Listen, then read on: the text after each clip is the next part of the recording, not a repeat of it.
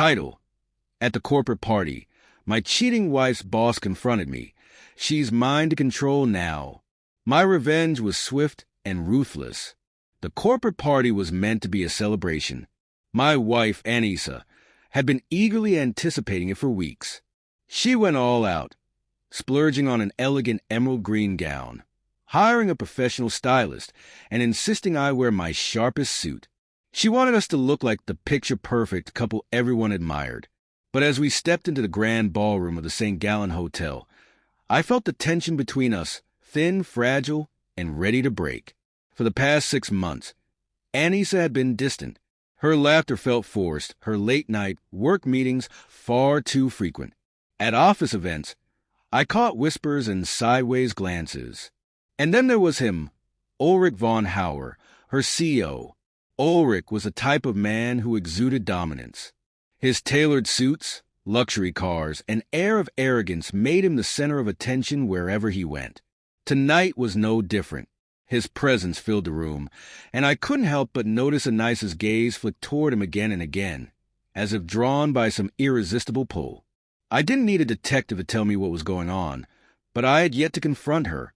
Tonight, I intended to gather the proof I needed. As the night unfolded, I stayed at the bar, nursing a whiskey, my eyes tracking Anissa's every move. She mingled with colleagues, her smile bright, yet unsteady. Meanwhile, Ulrich lingered nearby, brushing against her just a little too often, whispering things that made her laugh far too easily. Then came the moment that confirmed my suspicions. Anissa excused herself to the powder room, and Ulrich followed shortly after. My pulse quickened. Leaving my drink behind, I quietly followed them down the hallway. They didn't head to the restroom as expected. Instead, they slipped into a private lounge, the door clicking shut behind them. I pressed my ear to the door, my stomach churning as muffled voices drifted through. "I'm tired of hiding," Ulrich said, his tone low but dripping with arrogance. "When are you going to tell him?" Anissa hesitated. "You don't understand, Ulrich. Julian isn't stupid. He'll do nothing," Ulrich interrupted with contempt. "Men like him are spineless. Besides, once I'm through with him, he won't have the means to fight back." My fists clenched, but I forced myself to stay silent. Bursting in now wouldn't accomplish anything. I needed a plan. When they finally emerged from the lounge, Anissa looked flustered, her eyes darting nervously around the room. Ulrich, on the other hand, looked triumphant, a predator reveling in his dominance. I returned to the bar and acted as though I hadn't moved, though my mind was racing. Later, as the party wound down, Ulrich approached me. His hand clapped down on my shoulder, his grip firm and possessive. "Julian, isn't it?" he said, his smile cold and insincere. "Anissa speaks highly of you, says you've been very supportive of her career." The condescension was unmistakable. "Of course," I replied evenly. "Her success means everything to me." "Well," he said, leaning closer so only I could hear, "you'll need to keep that attitude, because from now on, she's mine to control. You'll support her in your pathetic little life, or I'll make sure you're left with nothing." I stared at him, stunned by his audacity. Before I could respond, he patted my shoulder again and walked away, his laughter ringing in my ears. That night, as Anissa slept beside me, I lay awake, replaying Ulrich's words. He thought he could take everything from me, my wife, my pride, my life. But he had underestimated me. If he wanted a fight, I would give him one, and I would win. The next morning, I began my counterattack. I reached out to old friends in finance, people who owed me favors. Ulrich's public image was pristine, but no one ascends to his level without hiding skeletons in their closet. My contacts didn't disappoint. Within days, I had a folder full of damning evidence. Offshore accounts, falsified financial reports, and worst of all, a hefty hush-money payment to cover up an affair with a former employee. Next, I turned my attention to Anissa. I tracked her phone, planted a discreet recording device in her car, and monitored her emails. It didn't take long to uncover explicit messages between her and Ulrich, messages that laid out their plans to be together.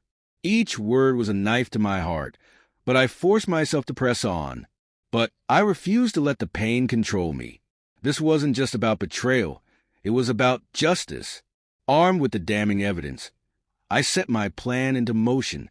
The perfect opportunity came in the form of a high-profile investor gala that Ulrich was hosting the following weekend.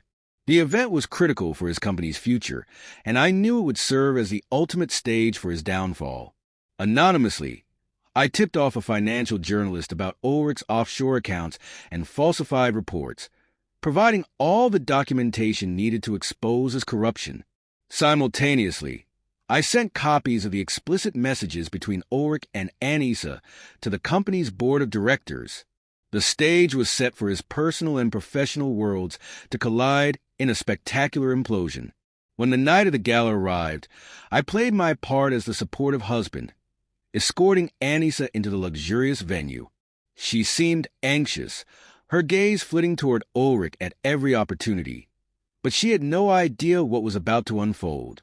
Halfway through the evening, as Ulrich delivered a grandiose speech about integrity and innovation, the mood in the room shifted. Phones buzzed with breaking news alerts, and whispers rippled through the crowd like wildfire. The journalists I had tipped off had published their exposé, a damning article that laid bare Ulrich's financial crimes, complete with incriminating evidence. The board members, many of whom were present, immediately convened an emergency meeting. Ulrich stood frozen on stage, visibly unraveling as chaos erupted around him. But I wasn't finished. I turned to Anissa, who was still oblivious to what had just occurred. "You might want to check your email," I said calmly. She frowned, pulling out her phone, as she scrolled through the messages I had forwarded to her. The explicit exchanges she had shared with Ulrich. Her face turned ashen. "Julian, She began, her voice shaking. "Save it." I cut her off, my tone ice cold. "You made your choice, Anissa. Now you can live with the consequences." By the end of the night, Ulrich's career was destroyed. The board voted unanimously to remove him as CEO, and law enforcement was waiting to question him about his illicit accounts. Anissa, caught in the fallout, was promptly fired for her involvement in the scandal. Her dreams of a glamorous life with Ulrich disintegrated before her very eyes. The next day, I filed for divorce. My legal team ensured that I retained the bulk of our assets. Anissa begged for forgiveness, pleading with me to reconsider. But I was done. She and Ulrich had tried to ruin me, but in the end, they were the ones left with nothing. As I walked out of the courthouse for the final time, a profound sense of peace settled over me. Justice had been served, and I had reclaimed my life. Looking back, I realized that Ulrich's arrogance had been his greatest weakness. He believed he could manipulate and control me, forgetting one critical truth: a man with nothing left to lose is the most dangerous of all.